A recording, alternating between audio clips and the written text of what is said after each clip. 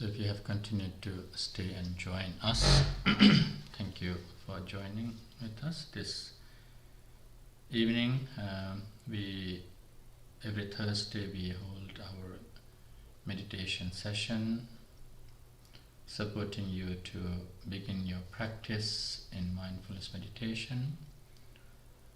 Otherwise, if you are quite familiar with the word vipassana, to help you to develop that skill to practice meditation. So every Thursday we used to do this, but now we have to connect through internet and online.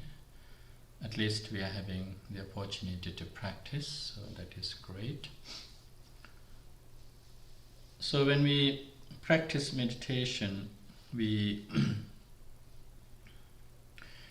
always, I have heard this comment many times in the community, my mind is wandering everywhere and therefore I cannot do meditation. And I think this has become like a taboo. The mind is wandering, so you can't meditate.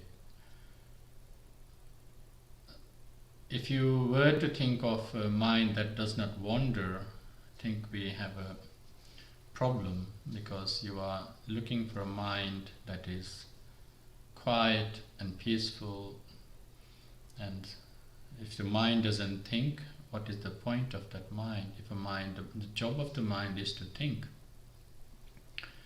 Yet we are developing a skill that is perhaps against the norm, which is to learn how to still the mind and develop the ability to accept,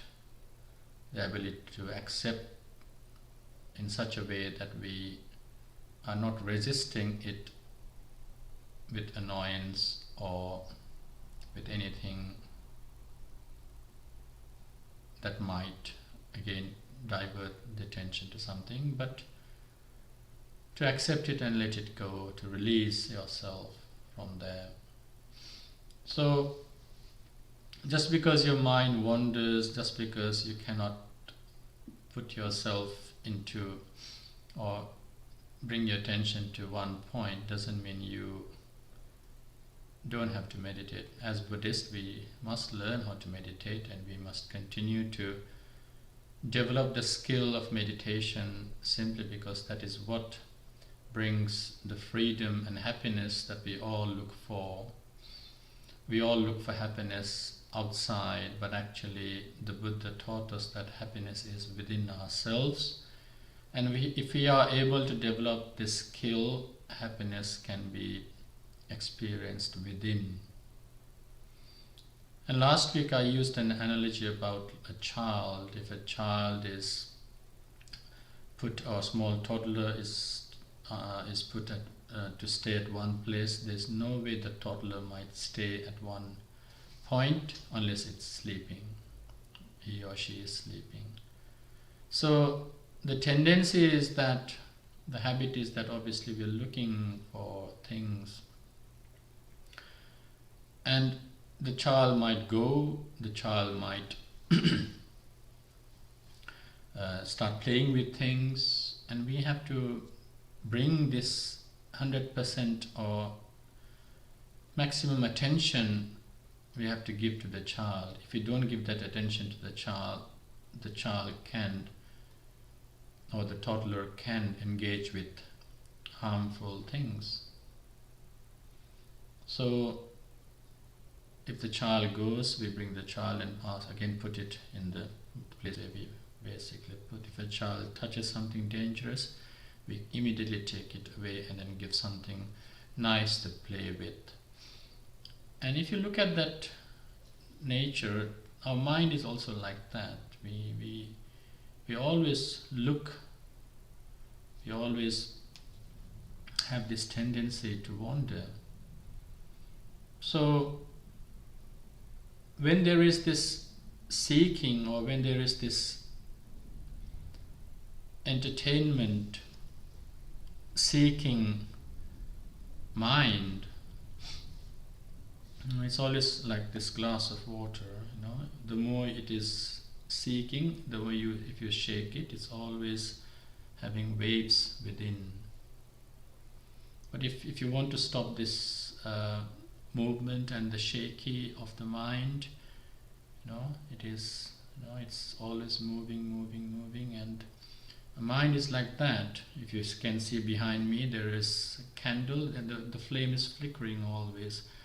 And mind has that tendency, and we have to be aware of that and accept that, and therefore train the mind to be at one place.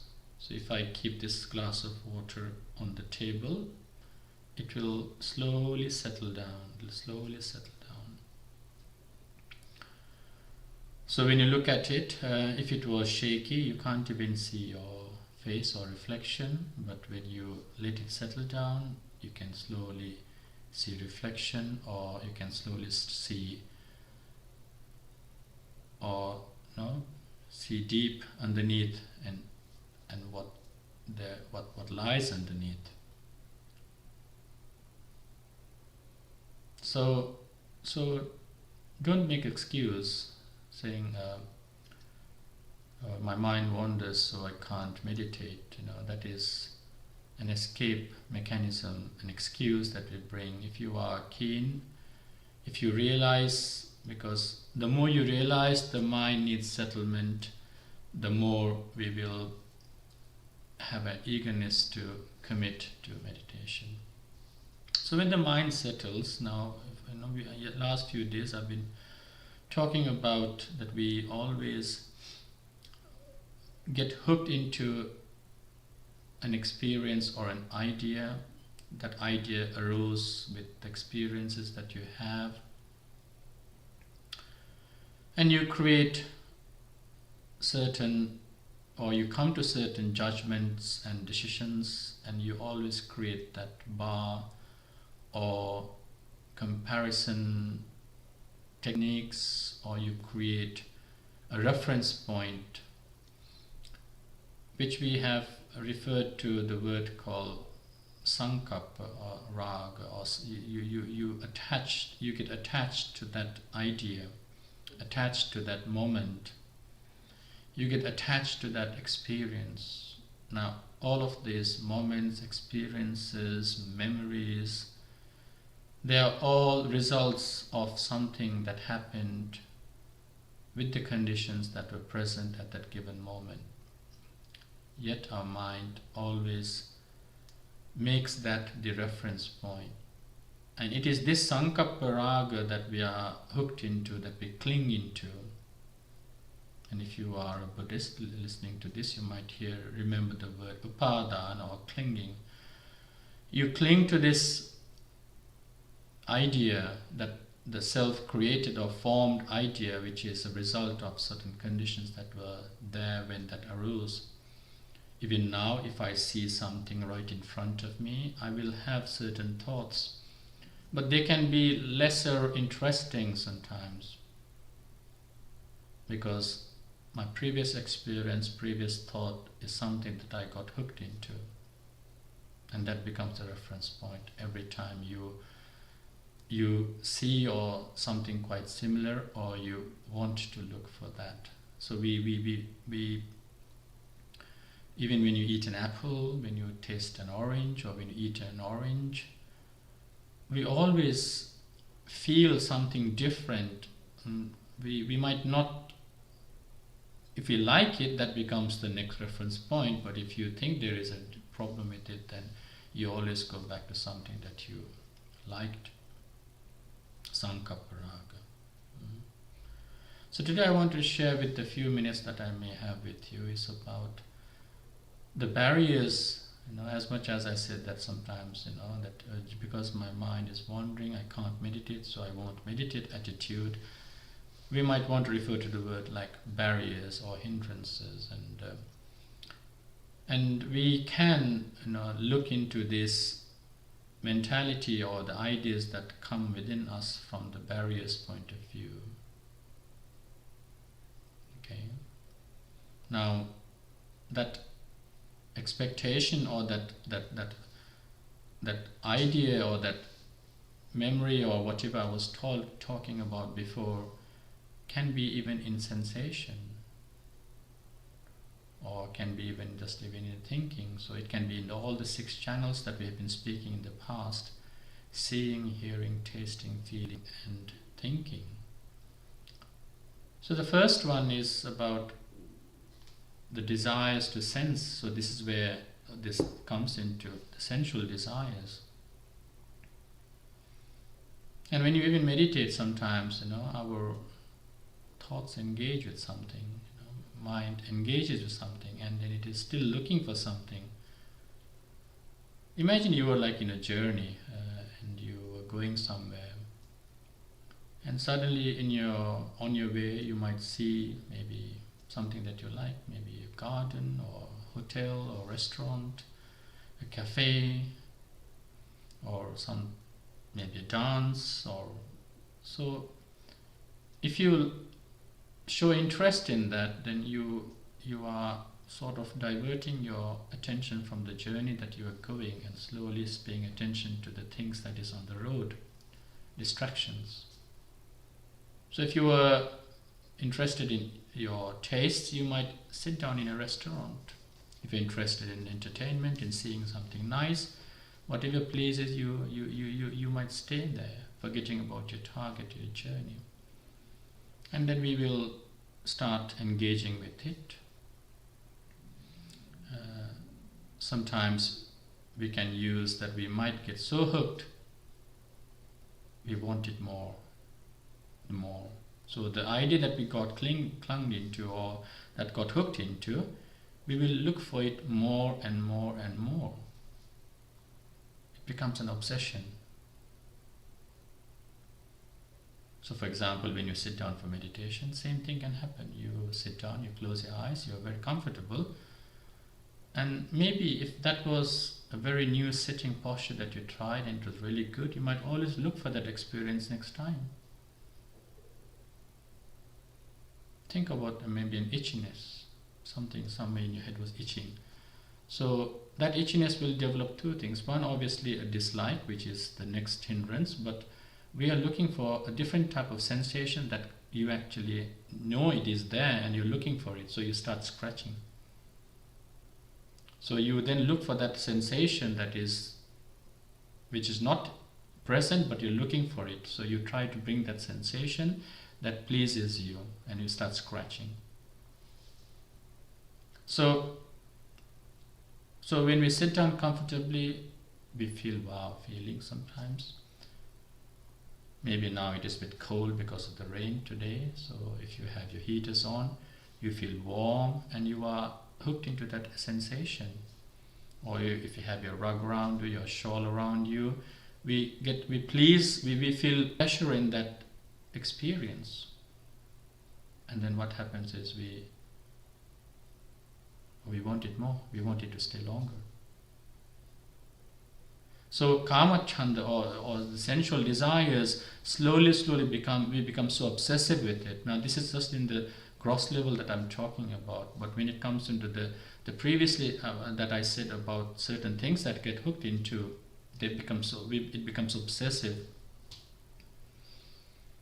And given any sort of physical or sensual pleasures, we always do that with that in our mindset. You eat something with something in your mindset. You speak to someone with something in your mindset. So we become a bit obsessive with that particular idea that we get hooked into.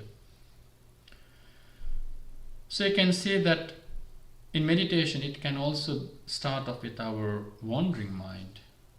There might be something that pleases you. So as you in the example I gave, when you're walking and you see something nice, you stay there. Similarly, when your mind wanders, it is looking for something, suddenly it will get attracted to something that is something sensational, perhaps to the mind, or something quite similar or relevant to what you got hooked into, and your mind will want to stay there and indulge itself in there. So it is possible that happens. the next one is about the dissatisfaction which might arise quite contrastingly or simultaneously sometimes. Now the itchiness that I gave earlier, you're feeling itchiness. Now your reaction was because you don't like it, you don't like that sensation, so you develop some sort of dislike to it. Your pain in the leg, the posture giving you some discomfort. So even moving like this is partly because your body is saying it doesn't like it. Your mind is then saying it doesn't like it. So even in our sleep, if you move, it is some sort of discomfort that we subconsciously, unconsciously sometimes make these moves. So ill will is always there with our sensation. Every sensation, every encountering of sensation to the mind starts with that friction. If it is rough, we dislike it. Now this gong, so it's very pleasant. We might like it. We continue to listen to it. So we have this long-lasting desire coming. But if it was something, that friction that is unbearable to your ear, now it is that friction that we didn't like. It's not the sound, it's the bell, it's the same stick, but actually it's that friction that we don't like. It is that sensation. So similarly with our touches, if it is rough, like a thorn, we like the rose flower, but when we get hooked into the thorn, we might dislike it. Then there is this sort of ill will arising within us. It can be the person as well. And the person doesn't have to touch you. If you see a person you don't like, just be aware of the ill will that arises within oneself.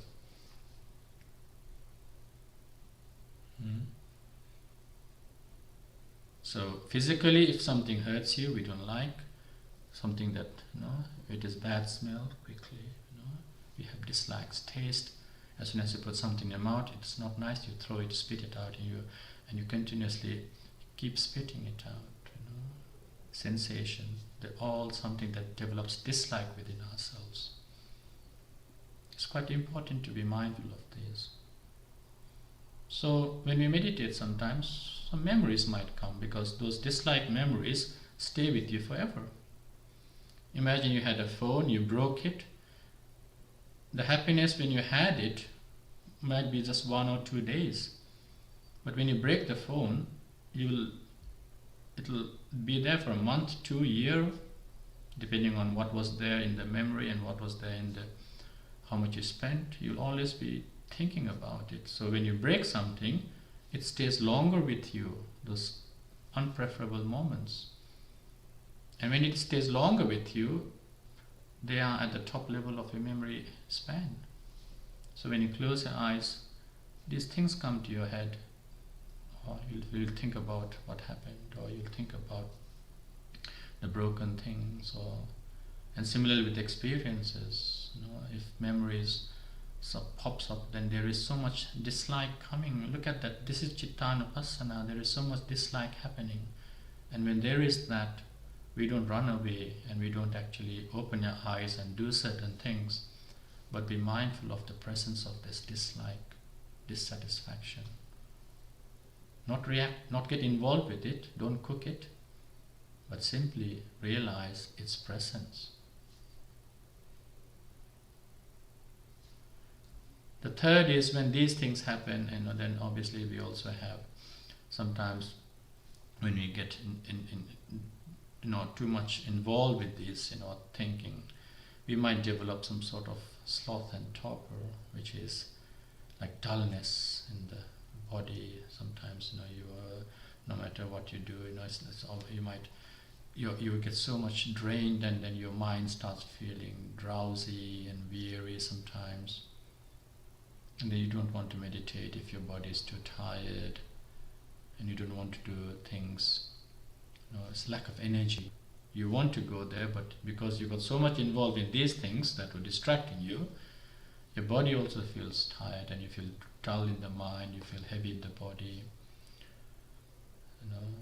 Lack of energy, lack of interest slowly starts developing. Because sometimes the constant wandering of the mind makes you feel too tired in itself.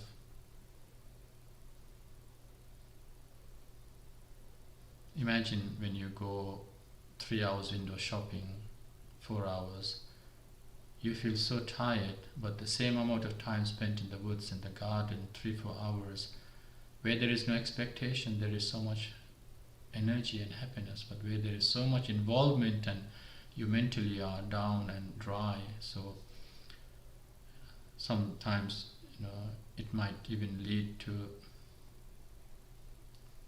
this depression format, because you're so much, involving with it. The dullness, the memories, take energy. The mental experiences or mental wandering takes all your energy. So that is also one of the barriers in this meditation.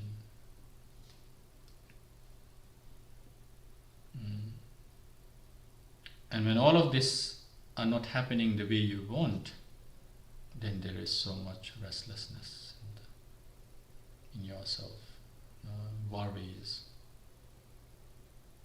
So worries and restlessness are the fourth factor that actually is a hindrance. And that can be not just for your meditation, but anything that you do, these things. So we call them hindrances. They are like barriers for you to get involved with. It's like unsettled mind. Wandering mind is like a manifestation of the mind not being able to settle, unsettled mind. Always looking for things, looking for excitement. Doesn't get satisfied with one thing. We have been reflecting on Dhammapada and there is this stanza that we talk about. If a person that collects flowers and has interest in flowers will see one flower, and if he goes into a garden, will start picking more flowers, and the more better, the more nicer flowers they see, the more you actually keep on collecting those. Similarly, our mind doesn't get interested at one point, it gets bored quickly, and then it starts becoming restless, starts looking for something to entertain itself. And sometimes worries bring that moment as well about restlessness. Something that happened, the panics. Because sometimes we haven't let go of those emotions, we haven't actually been able to erase those we can't erase those emotions, so they just keep on popping up, making you feel restless. Now that can be in many ways, it's most of the time it's like you're so much in pressure, you are like in a pressure zone, you have to do something. You feel suffocated. Your mind feels suffocated, like in a prison. And then what happens with that experience when it's restless and worries? Everything becomes a question. Even the good things, you start rejecting them. Even something like what you like has been put in front of you, you can't eat. You might be hungry, but if the worry starts coming in, then your hunger goes away as well. You can't eat. So you are imprisoned in that particular worry, and you are locked in them, you're victimized. Now that victimization was not caused by something else, but simply your personal worry that popped up. Unless we identify and learn how to detach from them, we'll always be imprisoned. We're always trying to, and when you are imprisoned, the reality is that that was not something that is happening now. That is a memory, that is an incident that happened yesterday or day before yesterday or a year ago or 5 years ago. But if it comes into your head because you've been worrying about it, now one, you are not that the restlessness has made or worry has made you be in the past, or perhaps even planning for future. Next time I will do this, this, this. So when you sit down and close your eyes, this is what happens. You'll start thinking, this, or you'll just planning things. So we have to train our mind to actually identify this as it happens quickly and then let it go.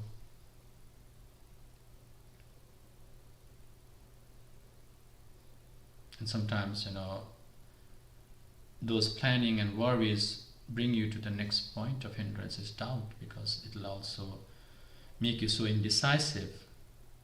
This or that, no this, no that. You start trying to find solutions and you create a zone of doubt. You'll be lost in your thoughts. You lose self-confidence. You have low esteem. You lose a self-esteem. So, the confidence in whatever you're doing, perhaps even in the meditation that you sat down, you start feeling problematic, because you're expecting something, you actually are not experiencing it, so you think, is this right? You don't gain anything in meditation.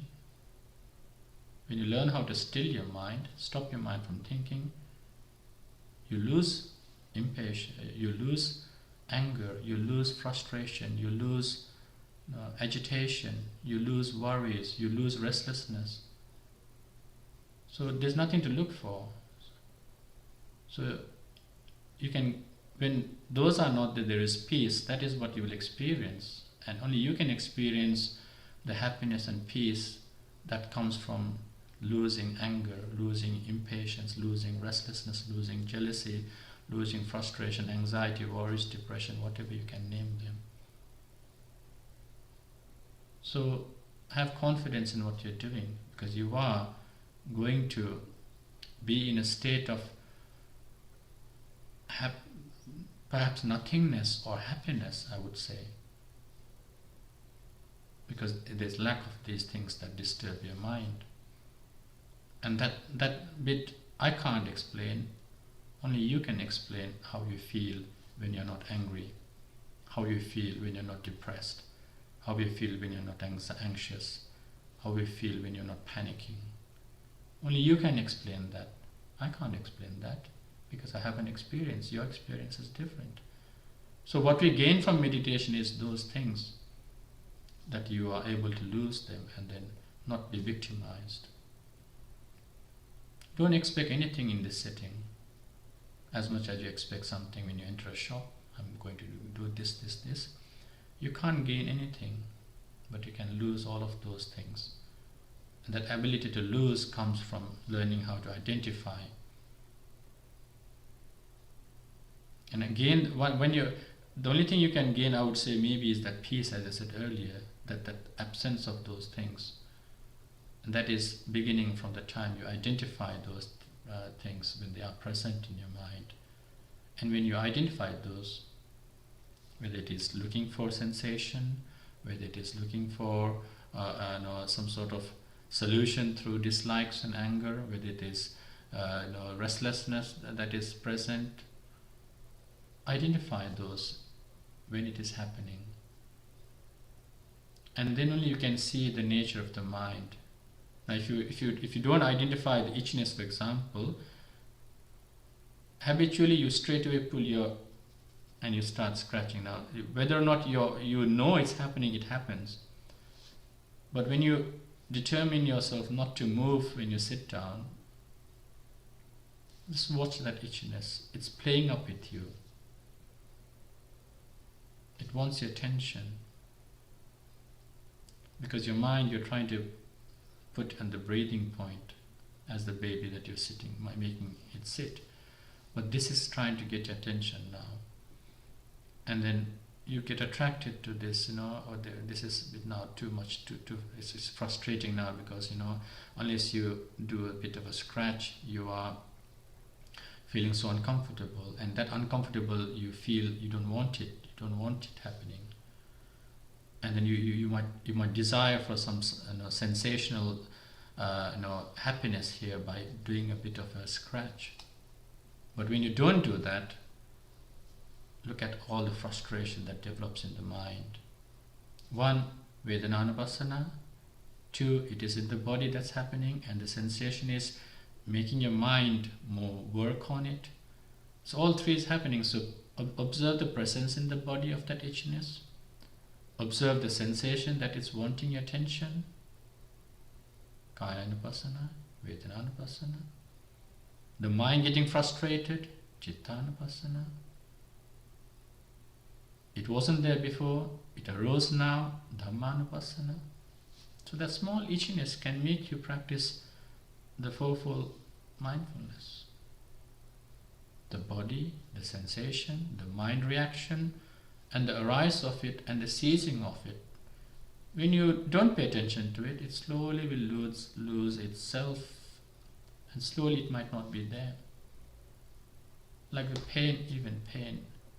The pain might grasp attention, but then if you don't attend to it, you can feel the agitation developing, wanting some sort of, physical happiness there by moving.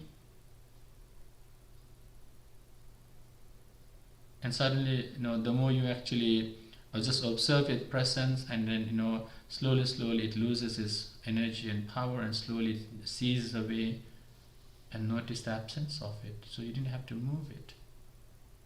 But if you don't pay attention to your mental reaction that is happening, then then you actually might have will move it. But again, this is only because if you have a serious physical difficulty and it is bringing pain, and then we need to observe it and work on it differently.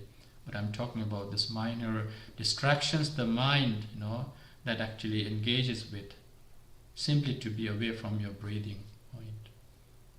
Be mindful of those. Be aware of those. And when you are aware of that, you become so powerful yourself. You can choose what to do. Either you get involved with it and then lose your attention, or you identify it and let it go and still develop your attention span. When you choose and do something, that is because you make a judgment. And that judgment actually can have different connotations, because it is a personal approach to that point, personal approach to that incident, to that thought. So we simply develop this skill of awareness by practicing how to make your mind still, and stilling the mind in breathing and observing the breath as it happens. Breath is not meditation, it is just simply an object where you try to train your mind to be at one point. So when the breathing happens, just notice the in-breath and out-breath. Observe the presence of that in-breath and out-breath. But you train your mind to engage and see it differently, such as if it is a long breath, then you notice it's a long breath, short breath. You see the breath as a whole, in and out. You can train your mind to be with the breath as it happens. If you're completely new, try the counting method. Pinpoint the starting point, so 1, 2, 3. When you finish it, that's 3. When you exhale, 3, 2, 1. So 1, 2, 3, 3, 2, 1. So you can train your mind to do that. Then your mind will be with the breath as you observe the breath, inhalation, exhalation. But remember the 3 points, as I always say. Should your mind wander, recognize what it is, and then let it go. Don't stay there. Don't get involved with it. Don't start cooking it. Let it go. So release, and then come back to your breathing. Return home. So recognize, release, return. And keep on training your mind to do that. No matter what, and all those 5 things that we discussed. Your mind is naughty. It is this naughty mind that we want to train. And as I said, you gain more by losing anger, frustration, irritation, so on and so on. So this is what we meditate for. And therefore, let us practice that. So choose a comfortable posture.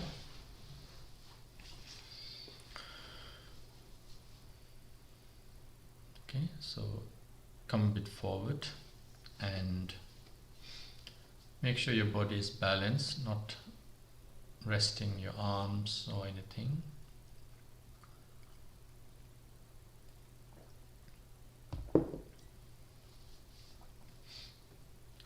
And this balanced body is important so that your breath flows and takes place with ease.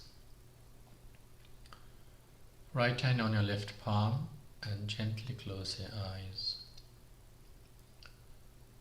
Okay, so we will start off with the settling technique, which is just being mindful of your body posture. Simply notice how the body is posed. It's like a quick scan from head to toe and toe to head reverse. So simply just observe the way the body is. You can notice from the peace angle, the stillness in the body. You can notice the junctions, the bends. So whatever you notice as you scan in the body, just observe without judgment. Observe. Even if you feel any sensation, such as your bottom hurting or your back aching, don't judge, don't criticize, don't form opinions. Simply notice its presence and move on in the scanning of the body.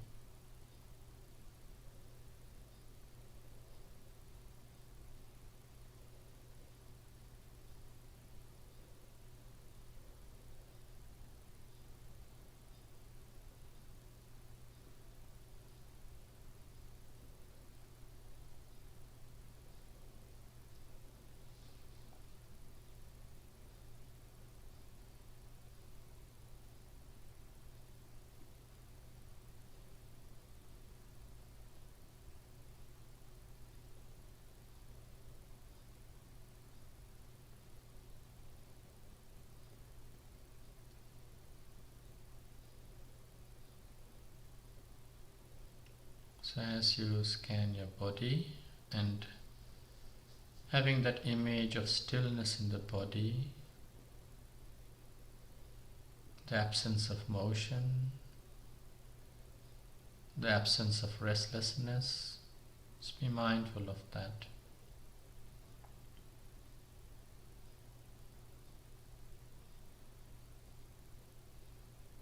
When you scanned, if anything grasps your attention, perhaps muscle pains or muscle tense muscles or the weight of your body, whatever grasps attention, just be with it for a while and see it as it is. Don't engage with it, but just notice its presence.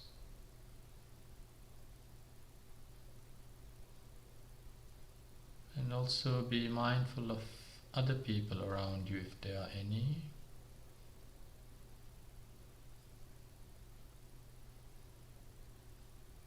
Notice the presence of each other.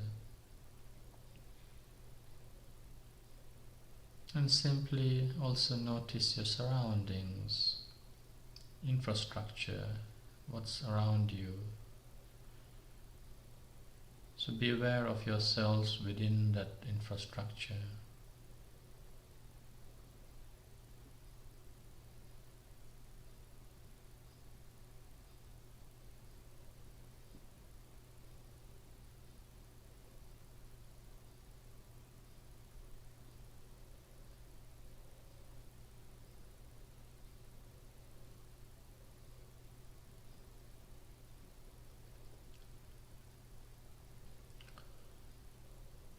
So now slowly bring your attention to your breath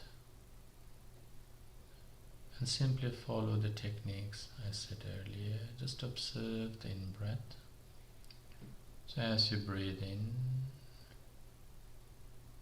notice the in-breath, the breath as a whole, and as you breathe out, just observe the breath coming out through your nostrils, breathing in and breathing out.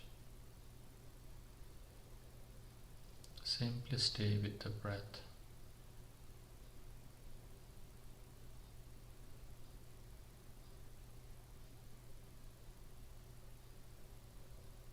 Should your mind wander, remember the channel, seeing as seeing, hearing as hearing, thinking as thinking,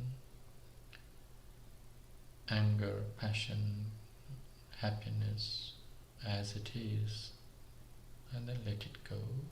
Come back to your breathing.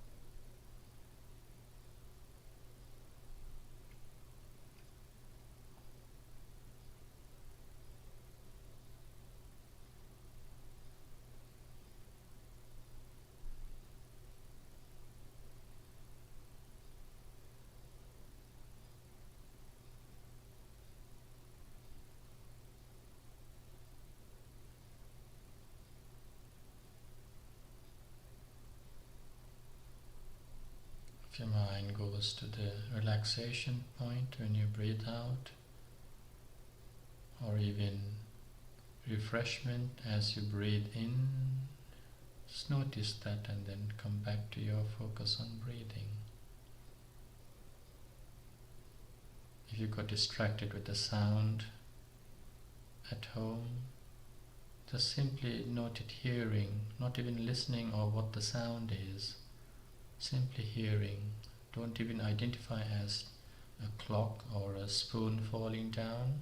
Simply note hearing, let it go, come back to breathing.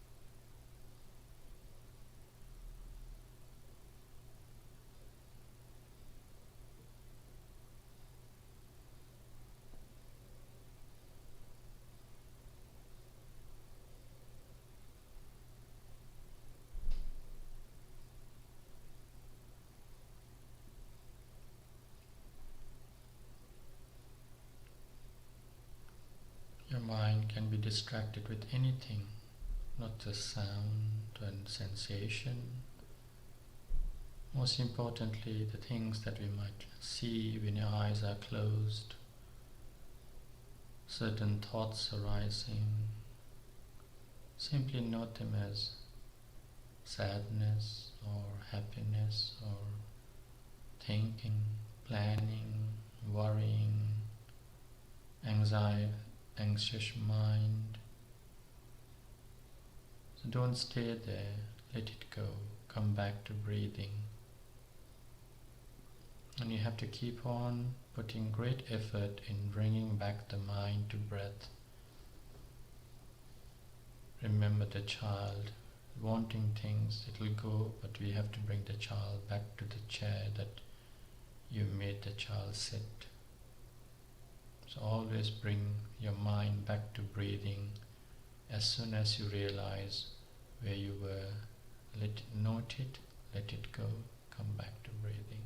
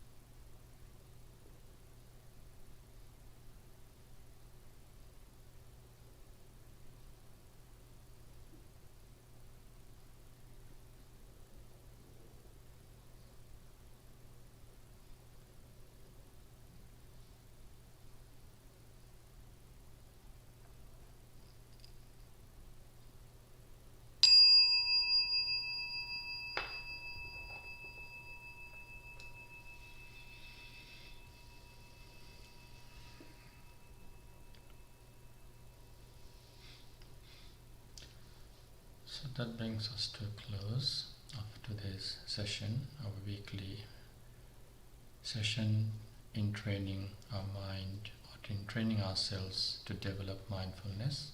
So every Thursday we do mindfulness meditation. So thank you for joining us so far. If you have any questions, you can text me or even email me. I will try to help you as best as possible. Maybe if you text me with your number, then or email with the number, we can then have a conversation. Okay, so thank you for joining so far. Please do practice the meditation quite often, perhaps every day. Even if you spend about 5-10 minutes a day practicing mindfulness meditation, it really can transform your way of life and living. Okay, so thank you for joining us today. So see you again tomorrow at 6:30 with our daily broadcast of chanting, worship, Dhamma reflection and meditation. So Saturday 9:30 we have a Dhamma sermon in Sinhala, live broadcast from Sri Lanka. Sunday at 7 o'clock we also hold our monthly Dhamma sermon, and this time it is going to be in English, so 7 to 8 Dhamma sermon in English. So that is our monthly Dhamma sermon. So with that short advertisement, I will come to close. So thank you for joining us. Have a very nice evening. Stay safe. Take care.